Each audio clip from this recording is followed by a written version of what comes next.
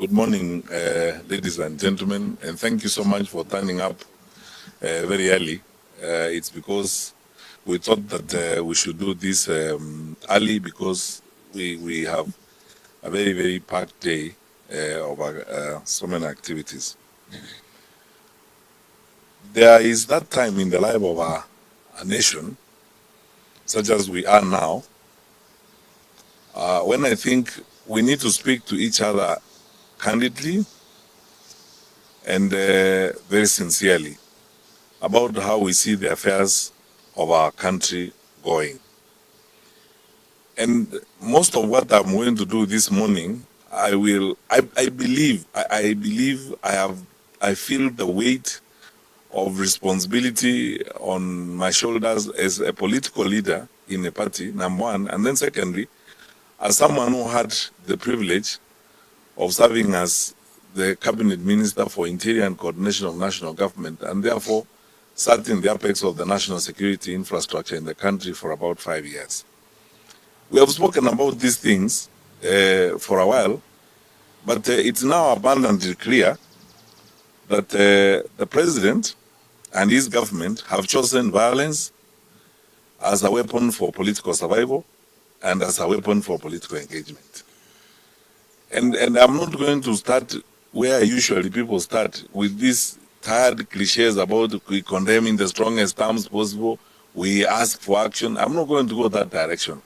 Because what we are dealing with is abundantly clear to all of us that we have come to a point where certain serious conversations must happen in this country and choices must be made. This is not rocket science. You don't need a degree in geophysics to see what is going on in the country. This weekend alone, from the stoning incident in Mulot that affected my 2 vehicles, to the stoning incident in Nakuru Town West that affected DCP leaders, and then Salga, and then yesterday in Homabay. It's so clear to everyone that, one, there's a pattern to this. Second, there is very clear acquiescence of government in this because you look at the behavior of the security forces on this matter. And three, you can see, blatantly, a case of, determination on the part of government to engage in this level of violence. From my experience, I want to tell Kenyans very sincerely, I do not think and I cannot see how the scale of violence in Homabay and the activity that happened there could have happened without the knowledge of the National Security Council and without the knowledge, especially of the president. Because I have been in that environment before. The president receives executive intelligence briefings wherever he is, even if he is in Greenland or attending the UN General Assembly. Such intelligence information is gathered and the president is briefed very regularly. So when you look at what happened in Homabay, it's crime at industrial scale. The planning, you can see clearly the choreography, the management of that, and the resources that could have been spent in that clearly shows you that this is something that was premeditated, it had been happening, it was planned. The next question you ask is, where was the county security team led by the county commissioner in Homabay? Where was the regional security team led by the regional commissioner in Kisumu? In most cases, unless the operations of government have changed in a very significant manner, and my dear Kenyans, listen to me, this is something I know like the back of my hand. Unless the management of government has changed in any significant manner, the situation in Homabay is one where even the regional police commander should have taken control and taken over the command of what was happening in Homabay and assembled resources. I am aware, because the deployment has not changed. I am aware that in that region, the police have got even special resources. There are border police, there is a GSU.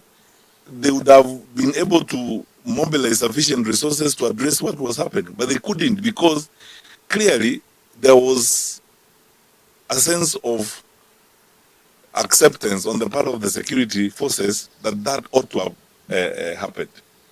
The tragedy of it all is that now we have been warning everybody, and that's why I'm not going to go into those, usual silly niceties of saying we warn, we condemn. We are already in a crisis. We have now begun our final descension into anarchy as a country. Let's not pretend about it.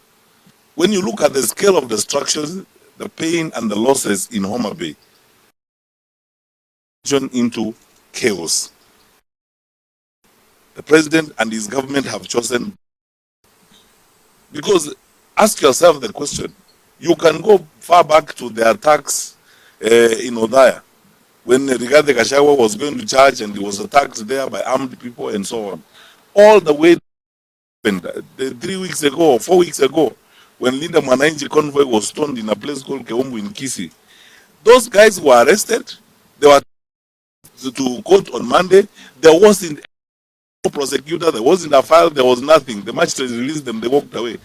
When the local member of parliament was invited to record a statement by the DCI, he did not as much as turn up. We lost a life there, a gentleman called Mapinduzi. We buried him a while ago, and that story is gone. We are going on. No investigations done, no arrests, nothing. 2 weeks earlier, elected leaders, members of the county assembly in Kisii, were beaten up by thugs in the center of town at 9 a.m. in the morning. When I arrived there with a bunch of lawyers to see these guys in hospital, the police officers were telling me they don't have B3, all manner of these silly excuses you keep hearing all the time. To this day, no one has been arrested or prosecuted about that. The county government there in Kisii is running a militia, terrorizing people at night, going to estates, beating up people and so on, with the acquiescence of the police. Because the police know this. And everywhere in the country, you saw online last week what happened here in Hurlingham 1 month ago on Thika Road. 9 o'clock in the morning, thugs closed the road and terrorized people. We have begun our final descension into chaos. The question now for us as Kenyans is, how do we approach this and what are we going to do? So we are beyond condemning, beyond threatening, beyond asking for action. I think for me, beginning now, and I will consult with my colleagues in the opposition, we are going to have a retreat next week. And all Kenyans of goodwill, let us now engage our thoughts and minds on how are we going to deal with this government. Because this is not ordinary business. What you are seeing here is not ordinary business. There are no arrests. The political difference is not a good enough excuse to inflict the kind of loss and pain that we have seen this weekend. And while we are on that, and I will discuss more of this when I get another opportunity. There's stuff that people are not talking about. The government has decided to now begin, in addition to terrorizing opposition leaders, if you did not know, and some of my staffers are here, they will tell you, they have begun a new wave of digital terrorism against the opposition. They have acquired resources from some criminal groups in the nation country, and they are accessing social media accounts of opposition leaders. These days, we get trailed, and my staffers can bear me out. We get trailed by vehicles that believe they belong to the state with jammers. We stop to address rallies. Our Wi-Fi is interfered with. You cannot communicate. I was checking with my staffers who were checking with the team that Rigathi Gachagua was traveling with over the weekend. They have begun experiencing the same challenges on the trail. And these are jammers. I believe this is the work of the state. Who has the capacity to do that? You have seen unprecedented investment in propaganda, fake news, and so on. Last week you saw a letter purported, a statement purportedly authored by Kanze Dena, the communication head of the fourth president, claiming that President Kenyatta has said he's not going to meet with Rigathi Gachagua and so on and so forth. All that is the work of the state. Now the state is investing huge amounts of money in propaganda, in fake news, and so on, targeting the opposition, and so on, instead of focusing on the challenges we have as a country. All these are acts of a government that is not interested in the order and stability of the country. And let us not delude ourselves. Let us not delude ourselves. Countries that have begun this path this way end up like some of our neighbors. The level of anarchy in the country and the evidence of state failure is all over, is replete. And by the way, we talk to senior officers even in the security sector. They are demoralized, they're so frustrated.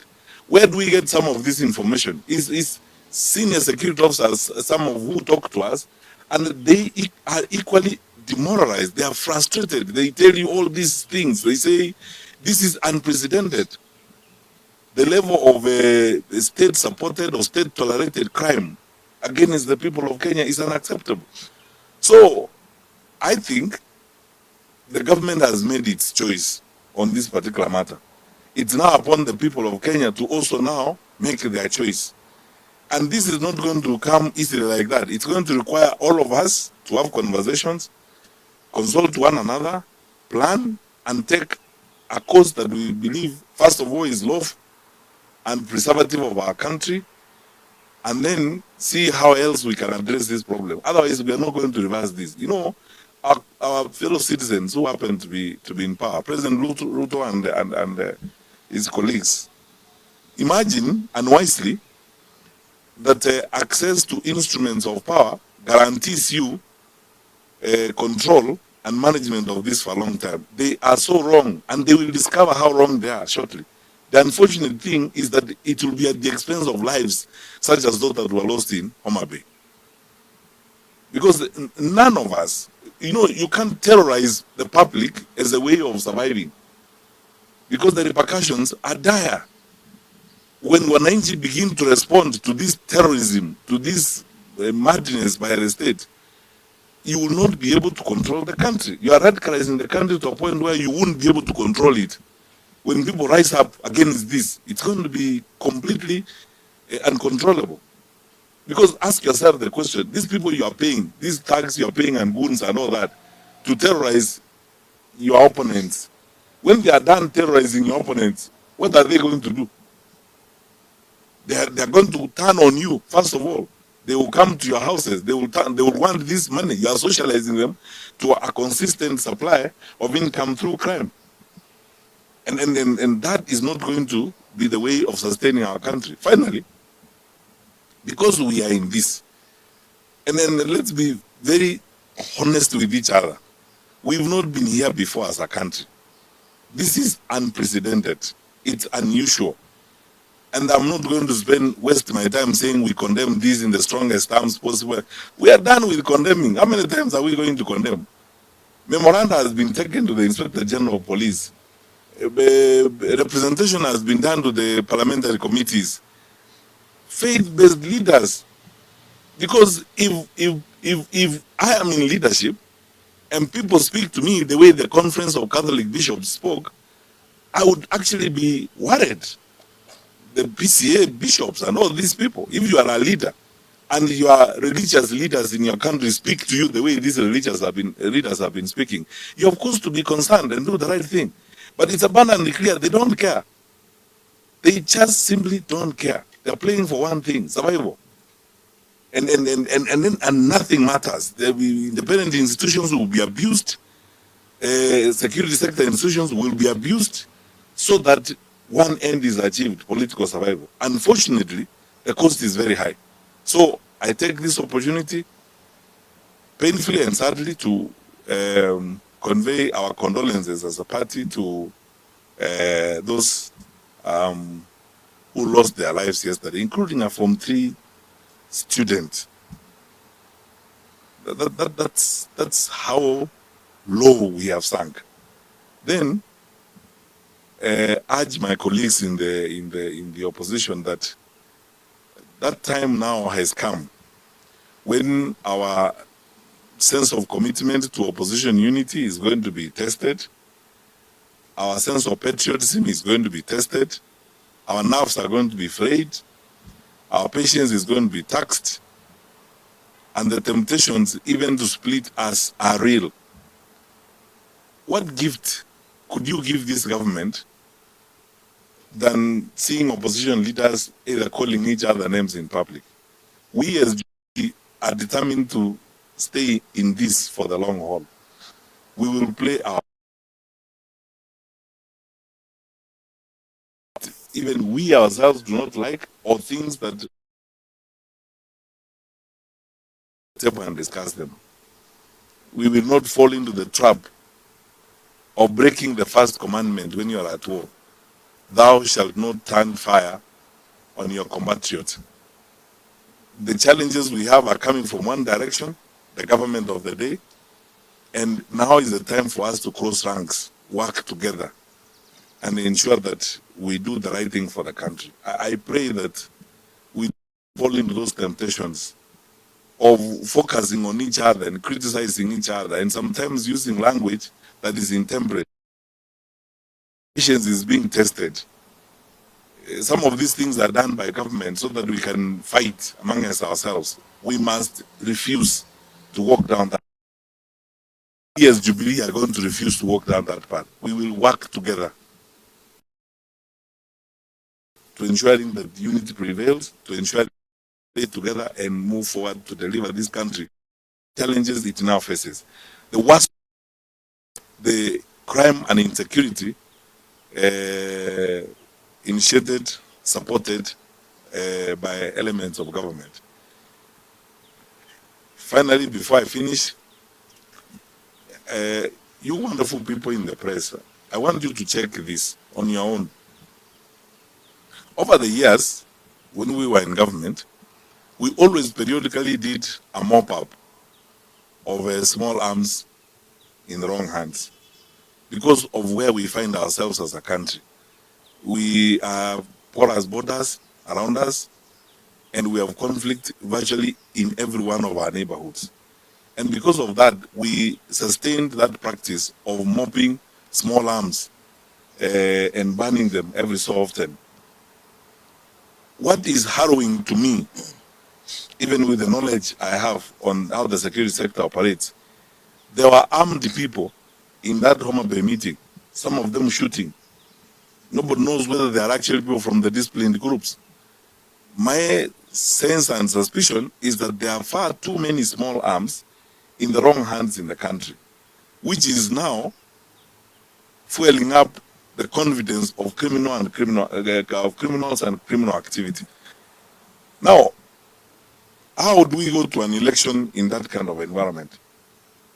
I don't want to say we're asking the government. This is common sense. It's something they know they ought to do. It's something they know they ought to do. And if they are not doing it, they are not doing it deliberately because they have an end they want to achieve. I cannot imagine how, with the kind of security resources we have in the country and the kind of infrastructure we have, we could see the violence in the scale of what we saw in Homabay. For 2 days, a rural county in Kenya is actually under the spell and control of criminals. For 2 days. And we behave as if this is normal. I have done my duty as a leader on behalf of my colleagues. I have pointed out to the country and I have warned that we have begun our final descension into chaos and the anarchy in this country. The question is, what are we going to do as a people? My suggestion is we will have to sit down, consult all actors, and choose which path we are going to follow. Because we are beyond that idea of saying we condemn what happened yesterday. We are beyond condemnation. That's what we do every time. And they know, I want to tell fellow Kenyans, people know that I usually speak bluntly this way. Let's stop this pretense. You know, we are not dealing with a normal situation now in the country. We are not. Where? When you see those kinds of things happening, and who will tell me who? The county commissioner or the regional commissioner to tell me that that kind of stuff would happen in your area of jurisdiction and you don't have backing from your bosses to witness that kind of nonsense going on there, where citizens are being hurt and being maimed because of politics in broad daylight. The government has chosen that. That's why it's happening. And the deployment of resources, you can see clearly this was very well choreographed, it was very well planned. You don't have to be You know, you can tell the amount of resources being involved, the level of mobilization. The leaders in that area who are organizing that had been swearing all week. And no one is arrested these days. No one is charged in a court of law with that kind of violence. The level of impunity has gone to new levels. And so the question you ask is, do you actually believe that you can continue doing that in this country for the next 11 months and hope that there will be a country after that? The greatest question to Kenyans today and always is, which way Kenya? Are we going to allow our country to burn? Because it's clear we have begun that path. Or are we going to allow our country to be destroyed? We must answer that question with a resounding no and follow it up with action. The action is we will sit together and figure out what legal way do we go forward, what do we do. All of us who are interested in the stability of the country, political power and all these things are secondary to the lives of our people, to the stability of our nation. Kenya is much more important than any one of us. This is something we have to think and act about. Thank you. Crispin, yeah, I'd say it, we are good. And I mean, unless there's something burning on this particular subject, please.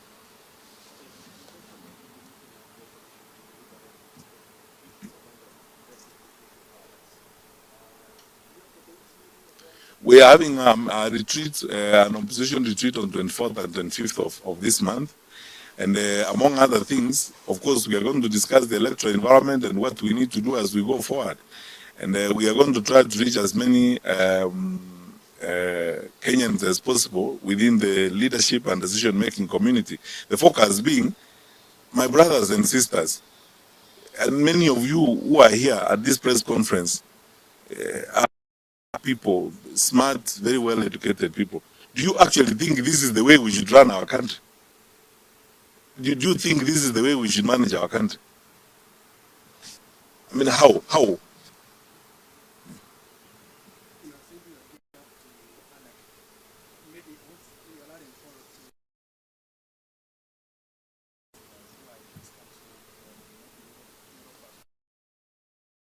You know, I've said before, by the way, this is something I need to point out. You know, when we comment about things and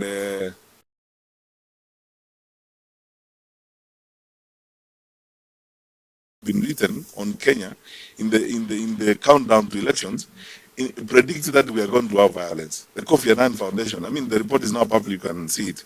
I saw the other day a report that was done by private investors from EU are interested in Kenya. I even made an interview I did another day. All of them are raising issues about the security of the country going forward because of these wounds and the level of crime in the country.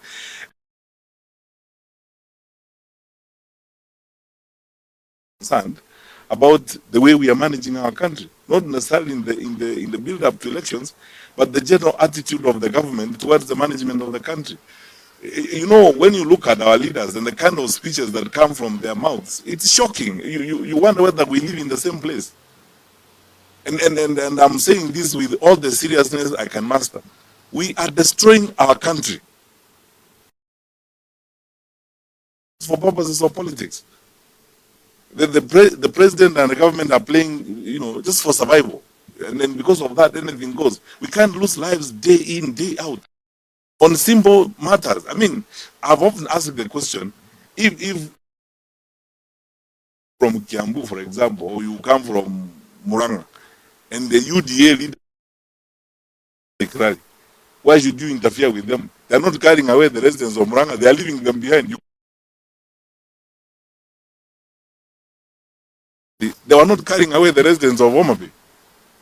They were coming to talk to the residents of Homabay. They go away. The residents of Homabay would be there forever to be talked to by anyone else who wants to talk to them, including their local leaders, to convince them and tell them was telling them is not right or wrong, whatever the case may be. That's how civilized people behave. Is that a good enough reason to cause the level of mayhem we saw? So we have a problem. You know, let's stop this pretense. We have a serious problem. And it's abundantly clear the government has chosen. The president and the government have chosen this as a way of life. Because there is no way, I can tell you, trust me, I have been a minister of security. There's no way that scale of work could happen without the knowledge of the president. Because the president is briefed, regularly when these decisions are happening. So, and I've said before, I know these people. I know the Inspector General of Police. He was my GSU commandant for the 5 years I was a minister. Kanja was my GSU commander. He's a good police officer. I can't understand what is going on. It must be politics that is interfering with what they're doing.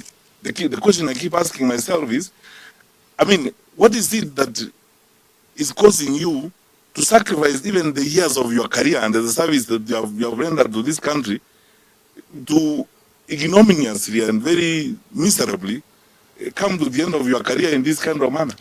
Because when consequences and accountability is called on this kind of matters, all of you know what happened at The Hague. When the warrants were issued, they went to the individual leaders. They didn't go to government. They went to the individual leaders, including those who were in government at that time. And you should meet General Ali to tell you about that experience and how frustrating it can be. So let's be responsible people. What has happened this weekend is horrible for a country of our size and so on. So for the foreigners, that is it. Everyone is surprised about why we are destroying our country.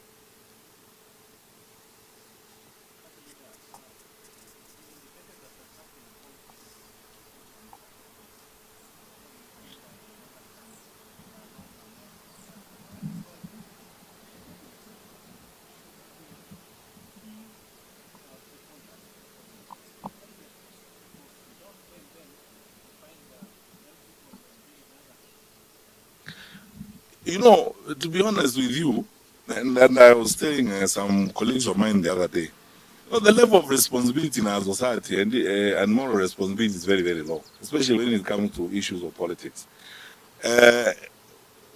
When it comes to crime, there are only two types of people. There is an offender and an innocent person. There is no tribe. There is no Kalenjin, there is no Kisi, there is no Kikuyu, there is no Luo. You are either an offender who has committed a crime, or you are an innocent person. Now, very basic things like those, are always ignored. And sometimes the temptation, like I can see, is to try and introduce, ethnic angles and innuendos to conflict so that you can split up the opposition and split up people in the opposition.